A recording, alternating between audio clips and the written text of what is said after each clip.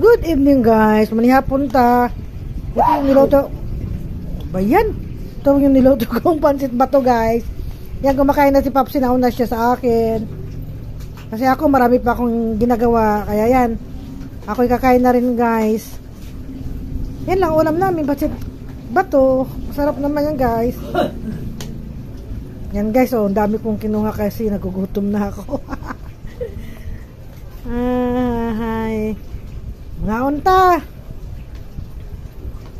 Bira lang ako makakain nito guys eh. Kasi wala naman dito yan. In fairness no. Thank you nga sa nagbigay. Galing Bicol. Shout out sa nagbigay. Salamat. Masarap yung pansit bato. Parang ordinary lang din pagkaluto. Ganun lang. Sa pansit canton. Ganun lang din.